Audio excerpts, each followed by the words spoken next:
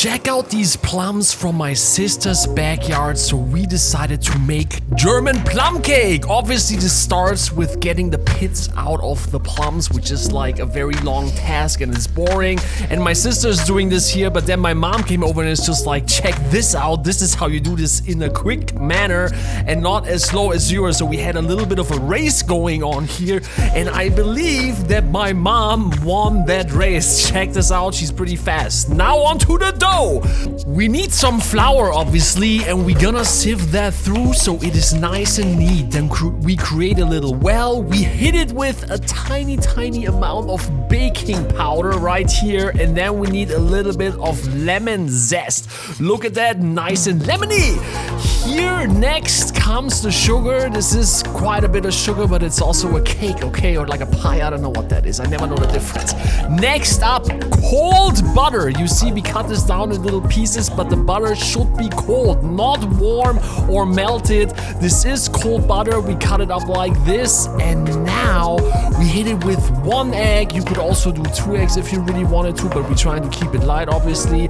And we take whatever we need. This is a knife and a bench scraper, and we try and get this dough together. This takes a little bit of time. You can use whatever tools you want, maybe a hammer, I'm not sure, but at some point you probably want to use your hands so you get it slowly together in a nice doughy goodness ball like that. Beautiful. Now we have to put that into plastic wrap because this needs to sit in the fridge for a little bit. I think at least an hour.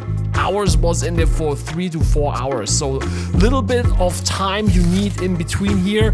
But when it looks like this, we transfer it onto a floured surface and we're trying to get it flat. We first use our hands and then we use a little bit more flour and switch over to the rolling pin. Now also this takes a little bit of time to get this ultra flat.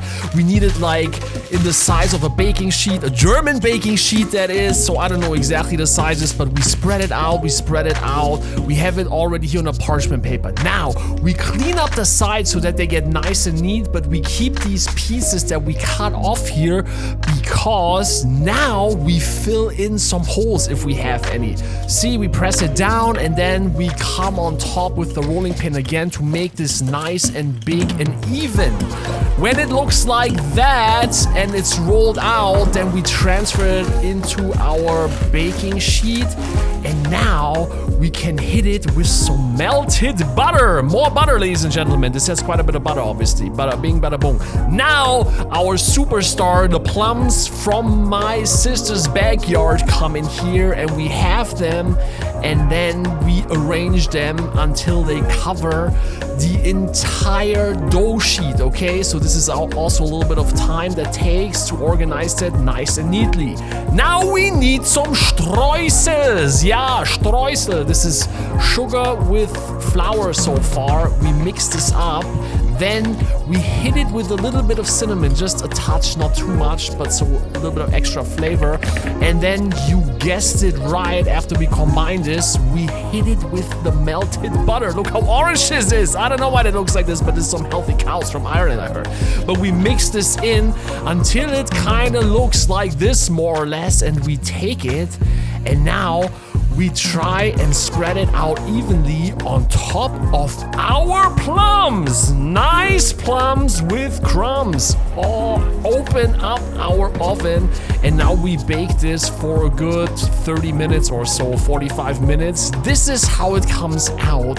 Absolutely delicious looking. You have to let cool it down before you cut in, and now I take a slice.